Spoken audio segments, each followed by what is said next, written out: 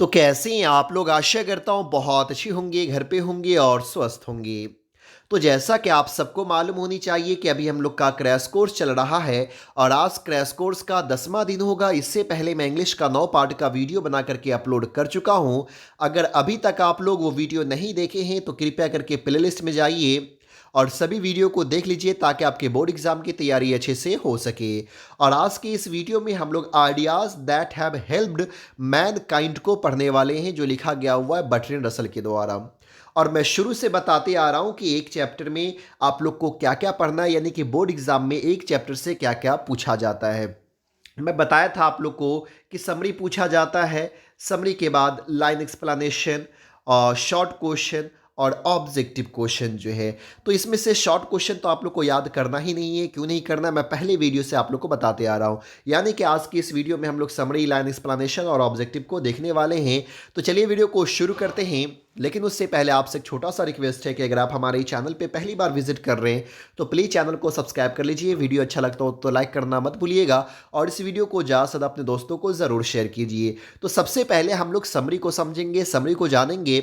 और अगर आप लोग इसका पीडीएफ डाउनलोड करना चाहते हैं तो लिंक डिस्क्रिप्शन में दिया गया हुआ है, जाइए वहां से डाउनलोड कीजिए ताकि कभी भी कहीं पे भी आप इसे पढ़ सके, समरी को अच्छे से याद कर सके।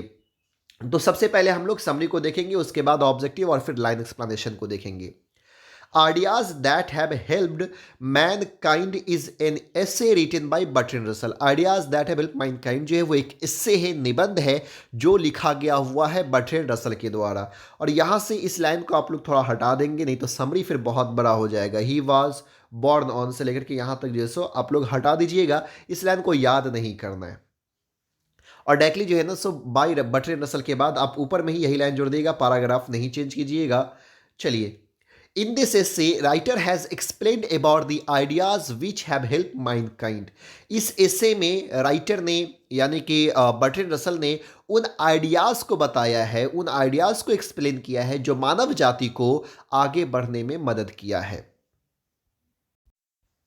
He says that we are civilized today, but thousands of years ago we were uncivilized.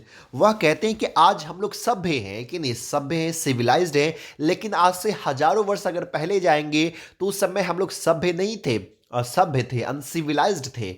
We were living in jungles and caves like animal, और हम लोग जो है जानवर के जैसे ही जंगल में, गुफाओं में रहा करते थे, घर बना करके नहीं रहा करते थे, क्योंकि हम लोग उस समय अनसिविलाइज्ड थे, कुछ चीज़ की मालूमात थी नहीं, जानकारी थी नहीं। But today we are civilized, लेकिन आज हम लोग सिविलाइज्ड हो चुके हैं। We have pleasure of alcohol, music, poetry, game, ETC, but animals don't have. आज हम लोगों के लिए आनंद लेने के लिए कई सारी चीज़ें हैं। एल्कोहल, हम लोग एल्कोहल का मज़ा लेते हैं, म्यूज़िक हो, पोइट्री हो, गेम हो, इन सारी चीज़ों का लुत्फ़ उठाते हैं। लेकिन जानवर के पास ये सारी चीज़ें नहीं हैं। It is an intellectuals and moral qualities which makes us different from animals, और ये हम लोग का एक मोरल क्वालिटी है जो जानवरों से अलग बनाता है। He says that it is not known when the language started, but it must be certain that it began very gradually without the language. यहाँ तक पहले समझ लेते हैं, बात याद रखिए। यहाँ पे बर्ट्रैंड रसल कहते हैं कि हम लोग नहीं जानते हैं और ये कोई भी नहीं जानता कि ये जो भाषा है, ये जो लैंग्वेज है, कब शुरू हुआ होगा। लेकिन यह निश्चित है कि ये भाषा जब भी शुरू हुई होगी ना, बहुत ही धीरे धीरे शुरू हुई होगी। Without the language, it would have been very difficult to pass information from one generation to next generation. अब यहाँ पे बर्ट्रैंड रसल ये भी कहते हैं क्योंकि बिना लैंग्वेज के कोई भी इंफॉर्मेशन एक जनरेशन से दूसरे जनरेशन तक पहुंचाने में बहुत ही मुश्किल हो जाता अगर भाषा नहीं होती तो, और ये संभव ही नहीं था भाषा के बिना। It would also be very difficult to know about the inventions and discoveries that were made time to time. और यह भी बहुत ही मुश्किल हो जाता, या यह भी लोग नहीं जान पाते कि कोई भी चीज़ का जो इन्वेंशन हुआ या कोई भी चीज़ की जो खोज हुई है वो कब हुई है, किसने की है। ये सारी चीज़ जो हम लोग जानते हैं वो एक लैंग्वेज की ही मदद से जानते हैं। The second great step in utilization of fire, because earlier people used fire one of the only for their protection. यानी कि बटरर सल ये कहते हैं कि सबसे पहला आइडिया जो आया होगा वो पॉपुलेशन का, उसके बाद जो है सो आया होगा भाषा का, और उसके बाद जो आया होगा वो फायर का इस्तेमाल, आग का लोग कैसे इस्तेमाल करते हो, आग के लिए खाना बनाने का कैसे इस्तेमाल करें। क्योंकि पहले जो लोग हैं ना वो आग का सिर्फ और सिर्फ अपने प्रोटेक्शन के लिए क्या करते थे। यानी कि एग्जाम्पल तौर पे मान के चलिए उस समय इंसान के शुरुआती एज में देखेंगे तो हिमपात हुआ था, बर्फ गिरा था, तो इंसान गुफाओं की तरफ भागते थे रहने के लिए। तो जानवर को भी ठंड लगती थी तो जानवर भी जो है सो गुफा की तरफ जाता था। अब अंदर जो है सो इंसान है, जानवर भी इधर ही जा रहा है तो इंसानों को खतरा होता था। तो इसके लिए इंसानों ने क्या किया कि ये जो दरवाज़ा होता था दरवाजे पे आग लगा देता था ताकि जानवर गुफाओं की तरफ जो है सो ना जा सके। तो सिर्फ और सिर्फ प्रोटेक्शन के लिए लोग इस्तेमाल करते थे। उसके बाद their protection, it is assumed that a child might have thrown a piece of meat into fire and for that he might have also been scolded. अब यहाँ पे कहते हो सकता है कि जो आग है, आग लगा करके जो लोग रखते थे लेकिन ठंड से बचने के लिए, तो पहले क्या था कि खाने वगैरह की बहुत दिक्कत होती थी, तकलीफ होती थी। क्योंकि लोग जाते थे शिकार करने के लिए, बड़े जानवर का शिकार करके लेकर के आते थे और 2-3 दिन घर से बाहर निकलते ही नहीं थे। तो घर में एक छोटा बच्चा भी रहा होगा, उनको जैसे मीट खाने के लिए दिया गया होगा, लेकिन वो गलती से मीट जो है सो फायर में, आग में गिर गया होगा और इसके लिए उस बच्चे को डांटा भी गया होगा कि खाने के लिए तो चीज़ है नहीं और तुम इस मांस को जो है सो आग में फेंक रहे हो, इसके लिए डांटा गया होगा। When it might have been taken out, it was found to be much better, so the long history of cookery begin. अब यहाँ पे क्या कह रहे हैं, जब उस बच्चे को मांस दिया होगा, गिर गया होगा, तो उसके लिए उस बच्चे को डांटा भी गया होगा और फिर उस मांस को बाहर निकाला भी गया होगा और बच्चे को खाने के लिए दिया गया होगा। जब वो बच्चा खाया होगा तो पहले से ज़्यादा जो है सो स्वादिष्ट लगा होगा।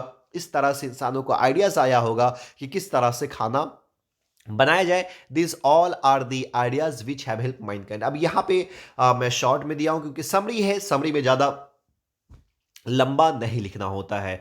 चलिए हम लोग देखते हैं ऑब्जेक्टिव क्वेश्चन की तरफ। पहला ऑब्जेक्टिव क्वेश्चन है, Bertrand Russell was born in 1872। Bertrand Russell died, यहाँ पे ना डाइड होगा, died in 1970।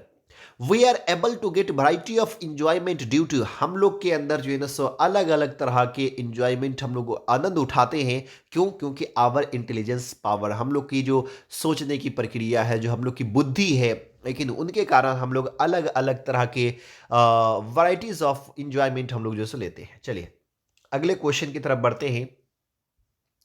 After language the second most important thing which help mankind was, तो वो फायर था। The taming of domestication animal, domestic animals made life, यानी कि जो जानवर था, लेकिन उस जानवर को जो घरेलू जानवर, यानी कि घरेलू जानवर जो बनाना शुरू कर दिए, पालतू जानवर जो बनाना शुरू कर दिए, इंसान को क्या कर दिया, तो इंसान को प्लेजेंटर बना दिया, यानी कि बहुत ही आरामदायक बना दिया। अब शिकार करने के लिए बाहर नहीं जाना पड़ता था, बल्कि उससे खेती बाड़ी क्या करते थे और फिर हो सके तो बड़ा हो जाता तो उसी के मांस को लोग खाया करते। थोड़ा आसान जो है लाइफ बन चुकी थी।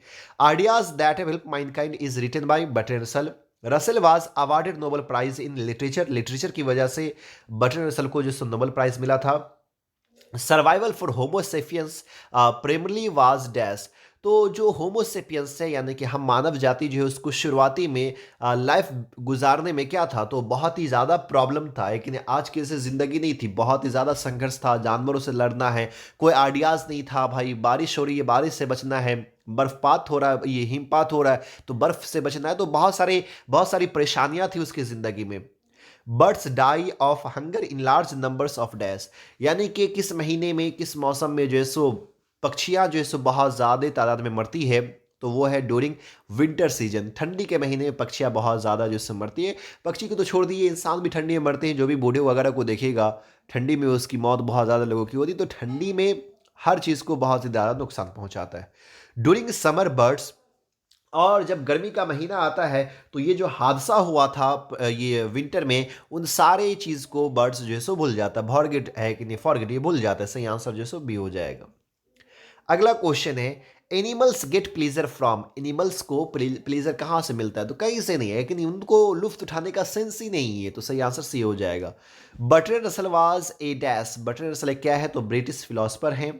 बर्ट्रैंड रसल वाज हिस्टोरियन और मैथमेटिशियन है, दोनों आंसर ए हो जाएगा।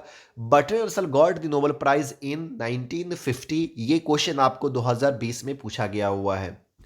Who is known as one of the best या who is one of the world best intellectuals, यहाँ पे बेस्ट होगा है कि नहीं, तो बर्ट्रैंड रसल होगा, सही आंसर ए हो जाएगा। अगला क्वेश्चन है history of western philosopher philosophy human knowledge, ये सारा जो है लिखा गया किनके द्वारा, बर्ट्रैंड रसल के द्वारा।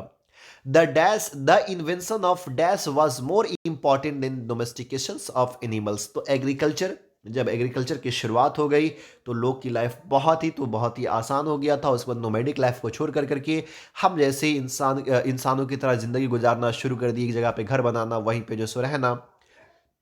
Civilization taught us to be human. Dash was also a commentator on a large variety of topics. Bertrand Russell was a philosopher and a historian. सही आंसर ए हो जाएगा।